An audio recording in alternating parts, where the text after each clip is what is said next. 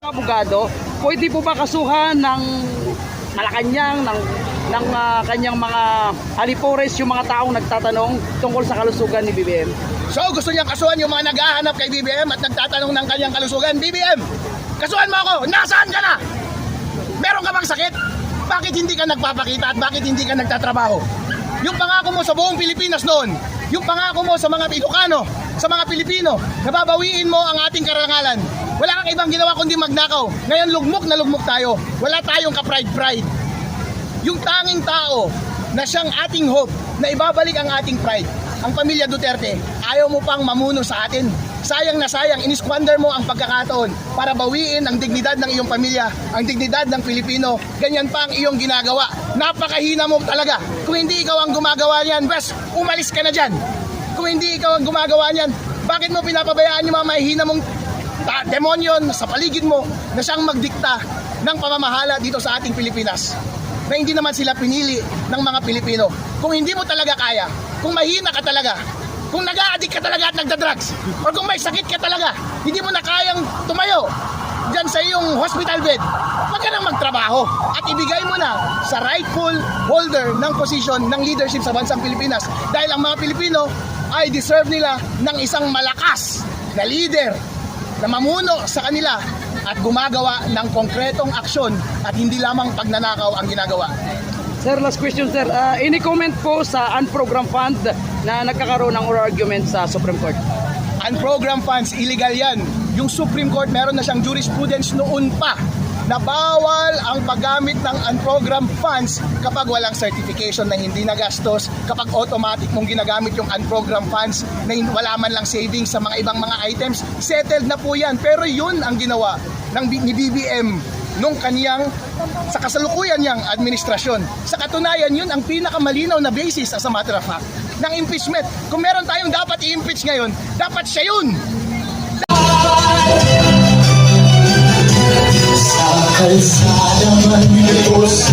Maganda.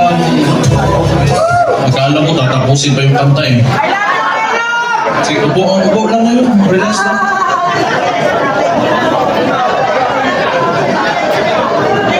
Magandang hapon sa inyong lahat. Former Speaker Davao Alvarez, Senator Bongo, Senator Padilla, Mike Defensor, Chairman Albusi, Congressman Leandro Leviste, Attorney Jimmy Bondok, Attorney Vic Rodriguez, Attorney JB Hinlo, Attorney Topacio, Philip Salvador, Idol, and my idol, Harold Respiso. Tony Lambino, General Esperon, good to see you, sir. And yung mga hindi ko nabanggit, sa susunod na pagkikita natin. Baka nagtataka kayo, nung tumahimik ako eh. Tumahimik ako pagkatapos ng midterm elections. Kasi, wala, talo si Marcos sa Davao eh. Nagpahinga lang ako. Kailangan ko magpahinga kasi 2 taon kaming binanatan doon sa Davao. Yung ginawa ni Bangag, yung alam niyo na yung ayuda, yun naman yung paraan nila. That was a form of indirect vote buying prior to the campaign period. Yun talaga yun. Yung ginamit niya. So sinabi ko naman sa mga taga Davao, tanggapin nyo lang. Total, buwis nyo man yan. Yung nagsikap dyan, para may pera yung gobyerno, pera nyo rin yung kinukuha nyo. Hindi yan galing sa kanya. Pero yung mga taga-Davao matatalino na, they are intelligent voters. Akala kasi, yung claim ng mga kalaban, na kami mga Duterte daw, mga authoritarian, yun, nawatay tao, kaya takot lahat. 2 million, matatakot namin yun. Di bukas patay na kami. Kung takutin namin 2 million na yan. It is a very highly democratic city, actually. Pagka pumunta kayo, that is why, awa ng Diyos, masalamat ako, sa Davao ako naging mayor kasi ang mga tao dyan, alam nila anong gagawin nila at mahal nila yung lugar nila. Kaya pinahihirapan kami, okay lang man, politika, Tapos, Marcos lang. Alam naman natin sa tatay pa lang yan, may ganun din pala kagago yung tao na yan. Siguro nasa isip niya, kung sira na yung pangalan namin, sirain ko na lang lalo. Wala naman akong... yung politika lang to. Kung bahala sila, magalit sila sa akin. Si Auntie Claire, tanawa. Pagkatapos ito, Auntie Claire, si Mayor, basta ngayon.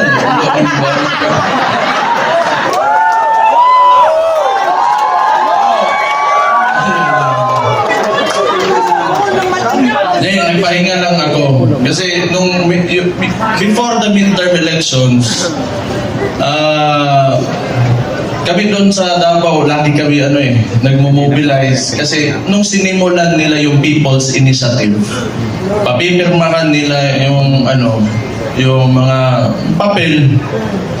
Siguro, I do not know. Pero definitely, sa ugali ng mga nangyan, wag na natin yung buong administrasyon niya.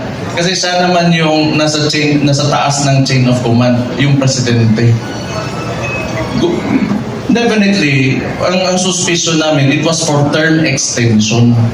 At that early, 1 year or 2 years pa lang, hindi pa nagdadalawang taon yung termino niya, may pa-people's initiative. Parang plebiscite yan noon na nag-gather lang ng mga tao, pinataas yung kamay, o sige, maging diktador na tayo, maging authoritarian regime tayo for 27 years. So that was the attempt of this guy, bangag nga na dias Malacanang karon. Kita niyo yung nasa UN dyan, yung sipon. May ChatGPT na ngayon. Hindi ko naman sinasabi kasi makukulong ako tapos kakasuhan ako. Pero tingnan na lang, what are the causes of cocaine?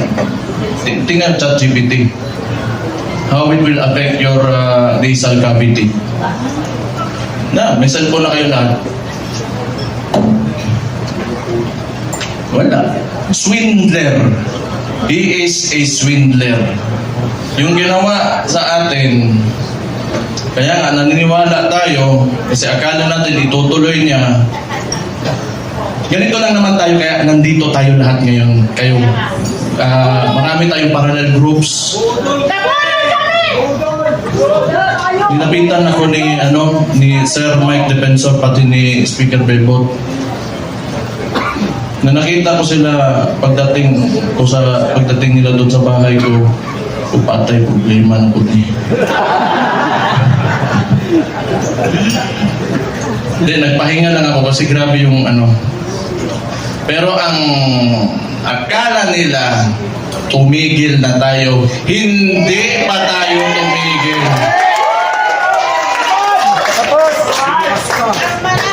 Anong gusto nila? Lalabasin lahat ng ginawa nila. Tingnan mo katangahan nito ni Bangag. Siya nagbukas ng usapin ng flood control na may mga ghost project. Kaya ako tumahimik talaga. Kasi hinayaan ko na mag-self-destruct yung gago na yan.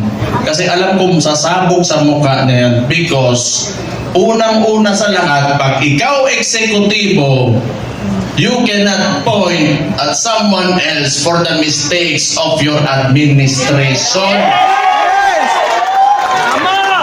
Responsibilidad mo yan. Ibig sabihin, either hindi ka nag-iisip o kulang ka sa pag-iisip o hindi mo talaga gusto yung trabaho mo. Kita mo ngayon, nag-backfire sa kanya, and they attempted to, lagi nilang ililigo. Doon pinakita naman namin lahat. Sa Davao, walang ghost project, may resibo kami lahat doon.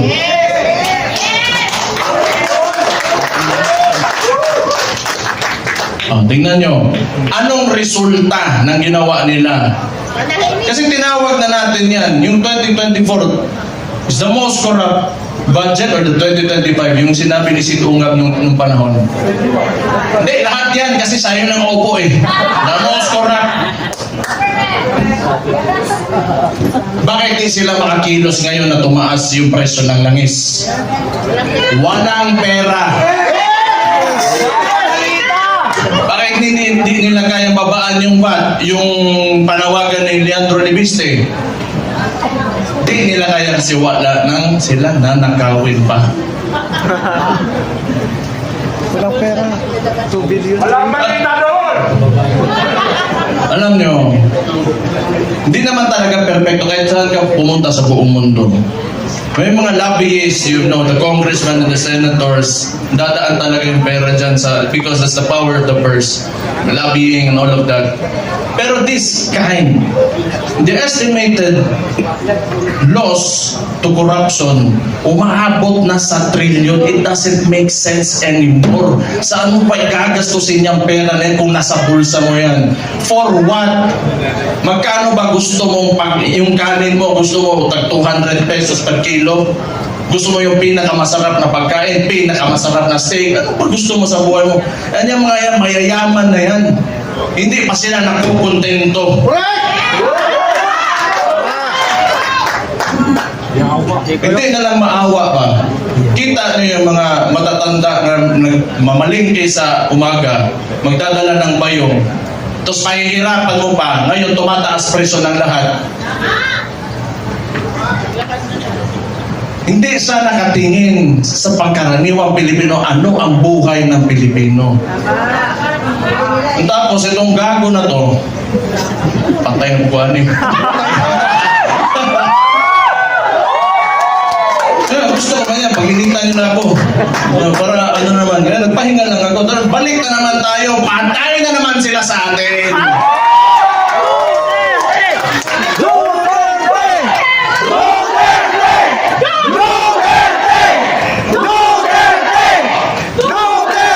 Ito pa maganda. Ito pa maganda. Tayo, mga parallel groups, ilan? Pila to ako? 600 parallel groups. Anong sinabi ng Vice Presidente? Siya ay tatakbong presidente, kumilos na tayong lahat.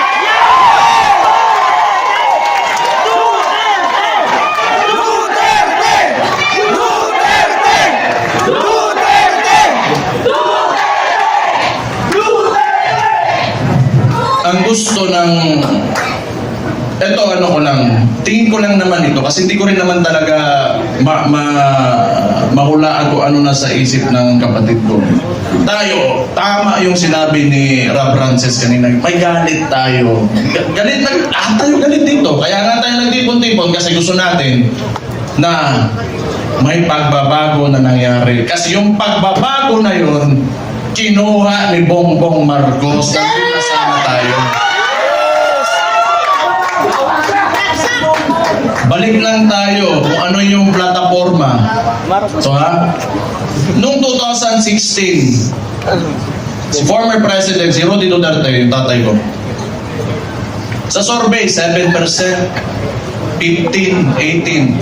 Ano plataforma niya? Dalawa lang. Very simple. But it reflected the sentiments of the people.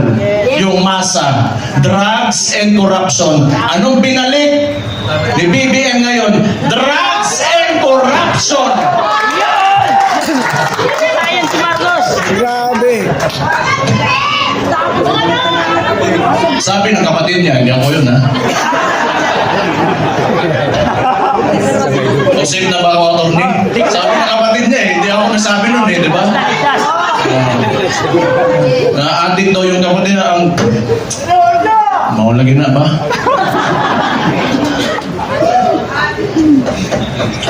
Hindi, tama naman yun. Kailangan optimistic tayo. Kailangan well-organized tayo. Andito tayo lahat. At mahalaga sa lahat, unified tayo. Yung may mga differences tayo kasi lahat tayo mayayabang eh. May mga ugali yung mga ditiis eh. Diba? Oh. Kalimutan muna natin yun. Ang kanawa, ang bugiro, yung mga buwang.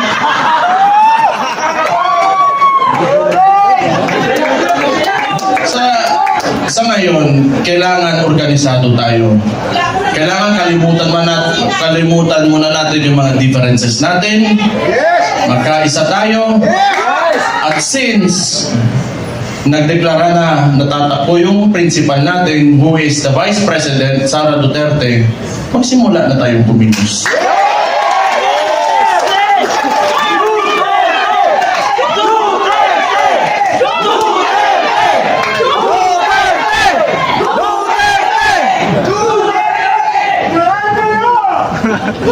Una, hindi atin ang mainstream media.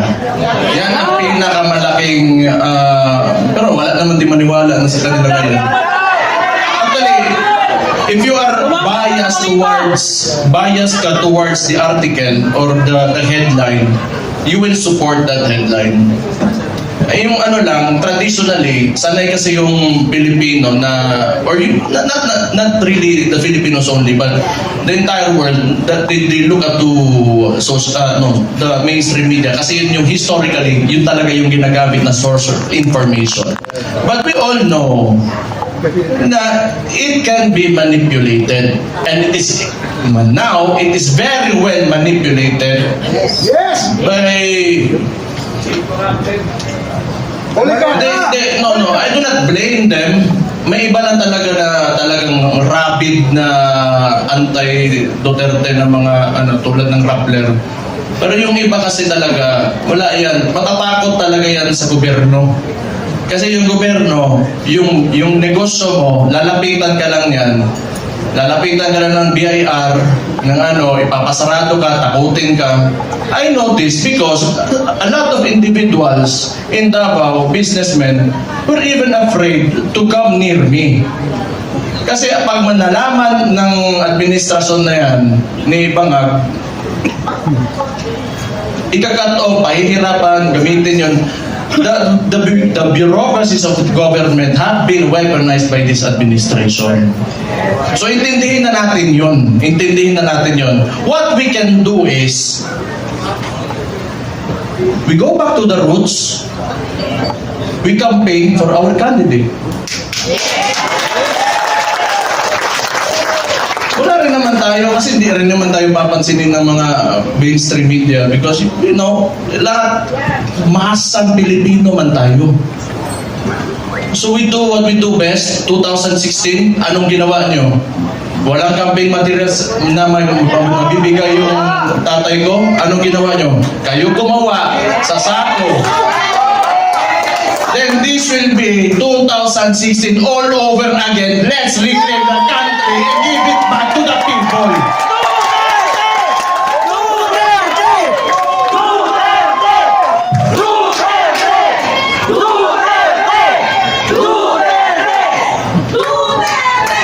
I just want to mention yung binanggit yung idol ko rin si Robin Hood Padilla kanina na totoo naman yung mga oligarko na yan.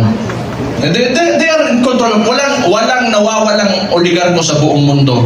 Lahat ng nations in the entire world have oligarchs. Ito lang naman talaga. Kontrolado ba ng mga oligarko yung namumuno ng bansa? Yun ang mahirap. Ang kailangan natin, they have to be separate so that yung leader of that country can protect the people from exploitation of these oligarchs. Kaya hanggang ngayon ayaw pa rin nila sa amin dahil binangga yan walang iba kundi si Rudy Duterte.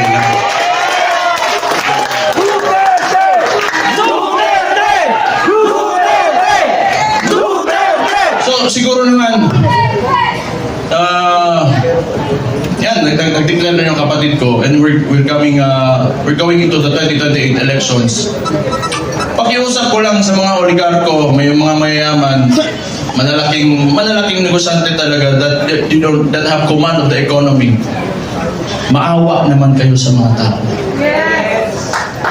Maawa naman kayo sa mga tao.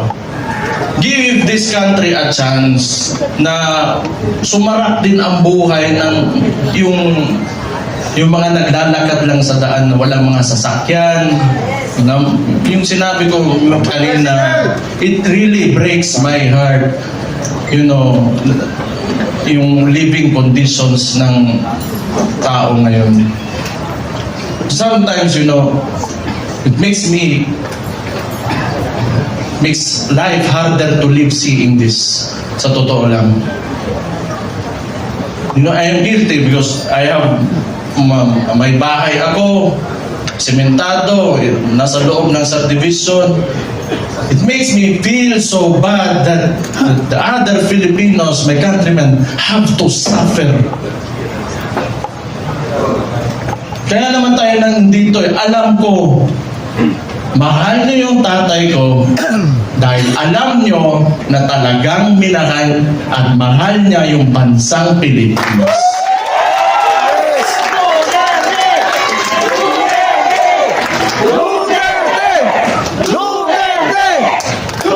We have to, you know, turn this around. We have to make this country turn around. Hindi pwedeng ganito. Ando na tayo. Alam ko, kahit yung tatay ko nasa Netherlands binigay sa mga dayuhan. Alam ko nandito pa rin kayo kasi naniniwala kayo, pinakita ni Rodi Duterte na kaya pala natin angatin natin ang ating bansa. You know what? Kayong lahat mga Pilipino, do not settle for this. You deserve better. You deserve better. Sinasabi ko sa inyo, you deserve better. Kaya, be optimistic, maniwala kayo na we can take our country to greater heights. Sinasabi ko sa inyo, alam nyo na eh. Kaya nga nandito kayo, naniniwala kayo. Just hold on to it. And someday, awa ng Diyos, talagang may Diyos talaga. And may hustisya talaga. Makakamit natin ang Pilipinas natin at pinapanaginip natin.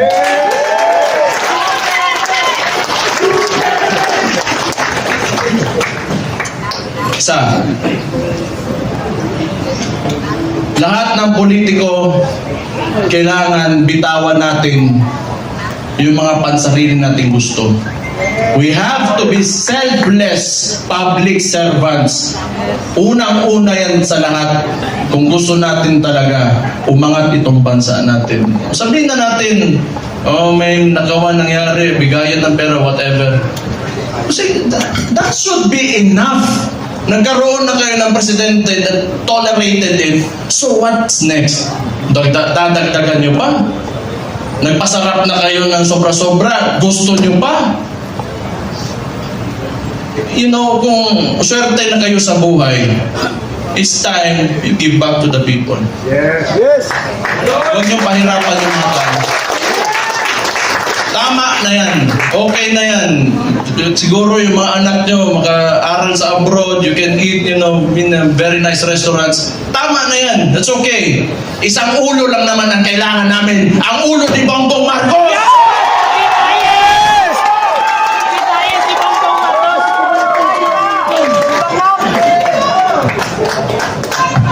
Nagluluksa na ang Malacanang! Kaya, you know, this coalition, if you cannot approach me, you approach Mike Defensor, you approach Depot Alvarez, you, the congressman, I'm talking to you, if you want to defect, talikuran nyo na yan because alam nyo, kayo, mga politiko, nakatira kayo sa Pilipinas, huwag nyo sirain ang bahay nyo.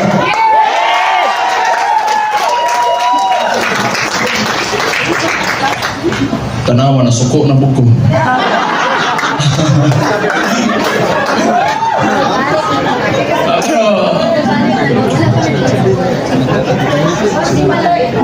O tama yun kasi si Martin wala naman. Si Bongbong na ang sunod. Tama yun. Si Martin yung talagang mautak na marunong magmaniobra ng Congress eh. Ngayon, baka si Charis.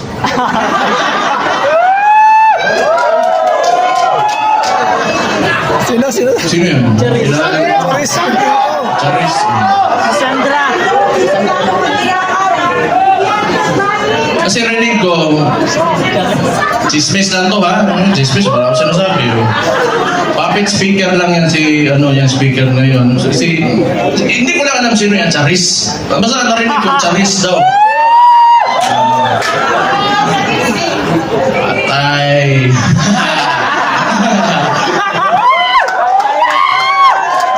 Alam niya.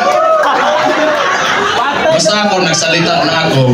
Yun yung nasa puso ko, yun ang nasa isipan ko. Kung maniwala kayo, okay. Hindi kayo maniwala, okay lang din. Kung hindi ko maniwala tayo dito lahat, nabangag talaga yung gagawin nasa taas, alam nyo na anong gawin nyo. Ilagay natin ang Vice Presidente sa 2028 na Pangulo natin. Ito na, yung mga nananawagan na gusto natin ng radical revolutionary movement. Gusto nyo? Sumama kayo kay Leandro Libiste. Hindi, kilala ko yan noon pa. Kilala ko si Leandro. Pumunta yan ng Davao, nagbigay yan ng mga solar panels sa isang indigenous community doon sa Davao City. Matagal na. So, may yan sa CSR na ginawa doon. Kaya mabait yan na bata. Mas matanda ako na konti eh. Mabait yan si Kong. Mabait yan. Kaya yan naging ganon. Kasi alam mo yung mga mababait na tao, pag ginalit mo, patay ka talaga. Mag-ingat kayo. Ayan pa, may isang Raulo si Atty. Harold Respicio. Sabi ko nga nakita ko tong gago na ito, sabi ko, puta, hindi na pala ako ang si Raulo dito, may kasama na ako. Wala yung isang Raulo din, si Kiko Barzaga. Pero pag I want to talk to the younger people in the cameras. Subaybayan niyo yung mga bata na yan, yung mga tao na yan. They are the future of Philippine politics. Sino ba namang si Raulo na lalaban ng administrasyon, magiging opposition, lalo ng ganito ka-abusado? You know, what seemed to me yung ginawa nila sa tatay ko was a state kidnapping. Yung mga bata na yan, hindi natatakot yan. We need people like them. People like them. Iba naman, diplomatic, parang si Senator Bongo. Okay yun. Hindi pwede lagi tayong galit lahat. Diba? Dapat may mabait din sa atin.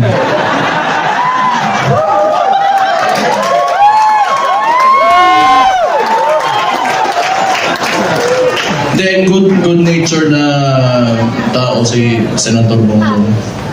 So, ano pa ba? Kumain na kayo? Ha? Gutom na, gutom! So sige. So yung coalition natin, ang tawag to United Front. So ibig sabihin nun, from the word united, nagkakaisa tayo. Okay? So, kung kaya nyo palawakin, yung mga miyembro nyo, magpalawak tayo. Tapos yung mga sinasabi ng mainstream media, i-correct natin. Kasi binabalik nila lagi yung confidential funds ni VP Sara, and yet, sasabihin ko ulit, yung estimated loss to corruption in the Philippines right now, umaabot na sa trilyon. Trilyon against the 125 million na nakihirapan nga silang patunayan. Can you see how absurd that is? So, yung messaging na, kasi wala sa atin yung mainstream media eh. You try to talk, i-correct nyo. Huwag muna kayong magalit. Be on a level na gusto nyo lang iparating yung opinion nyo at tingin nyo sa kung sino man makakausap nyo. So mga panya lang tayo, malinis. Wag na natin gayahin yung mga utang ina, grabe ka hugaw. Ang dumi talaga ng politika. Ako kasi okay lang ako. Wala akong pakialam sa sarili ko. Wala talaga akong pakialam kung ano sabihin mo. Basta ako, ginagawa ko na yung trabaho ko. Pag yung araw na tumakbo ako dyan, tapos di ako nanalo, ibig sabihin tapos na ako. Pero wag nyo, you know, I've been experiencing this ever since I went into politics. No. Ever since Rudy Duterte became the president, the world is a nasty place.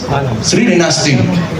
So, tingin ko tama naman yung sinabi ng Vice Presidente. Magkampanya lang tayo, maayos. Kung ano man yung mga plataforma niya, pinakita niya na mga nagawa niya, yun ang sasabihin natin. Huwag na tayong pumatol, tama yun, huwag na tayong pumatol kasi ayaw ko rin. Ako na lang, gusto nung kadyawan na yun ng Claire.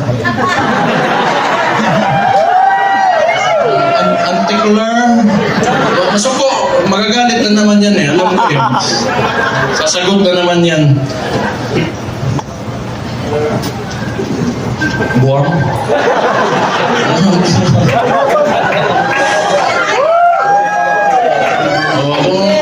Kung baliw sila, baliw din ako.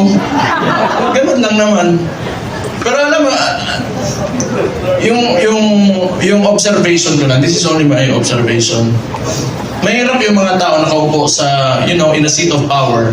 Tapos ganun yung ugali na mahilig manggipit at mga abuso ng mga maliliit na tao. Patay tayo dyan. Mahirap yan. Kaya ako rin, gusto ko yung nilalabanan ko, malaki rin naman. Para kung makukulong man ako, matatanggal ako sa pagka-mayor ngayon, o mamamatay man ako, at least worthwhile yung ginawa ko at para sa sambayan.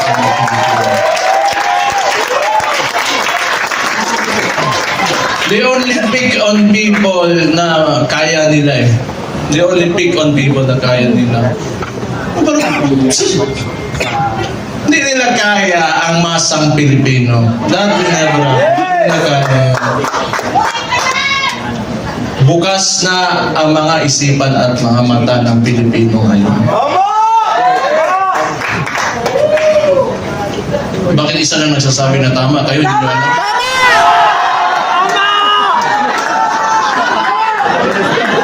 Energy level 10 nga daw eh, following instructions.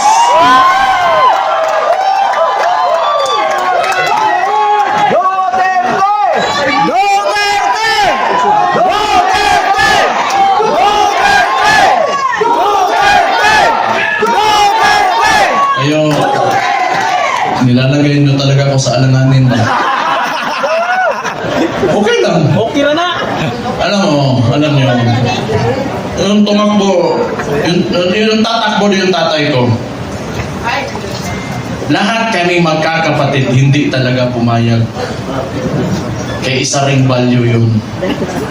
Kasi alam ko talaga, pagka nahamon yun, ibibigay niya talaga buhay niya para sa inyo.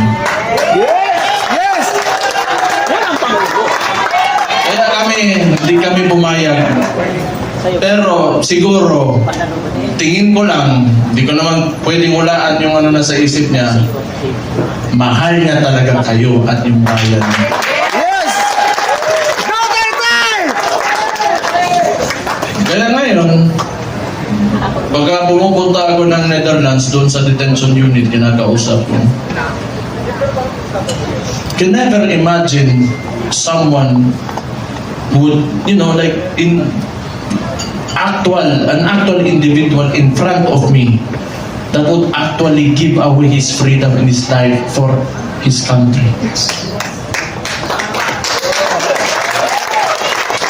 Kahit tatay ko siya, I am so amazed.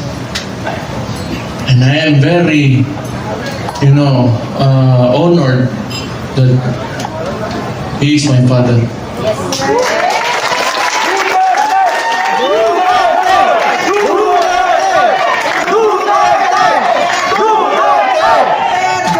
oras? Sa oras ko eh.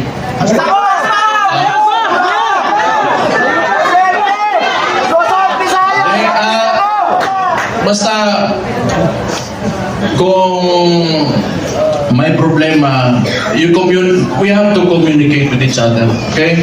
Let's just be friends lahat tayo. Huwag tayong mag-away-away. Andito ang PDP, andito ang Reform PH and Reforma. Andito ang Maisog, and hindi ko na mababanggit yung lahat ng parallel groups, Reforma Pilipinas. Magkaisa tayo lahat. It's time to move. Move with positivity and optimism. Let go of yourselves. Give your all for the country. Lahat na gagawin natin, hindi para sa atin, kundi para sa bayan natin. Let's make this happen. 2 taon, 2028 na. Kaya natin to.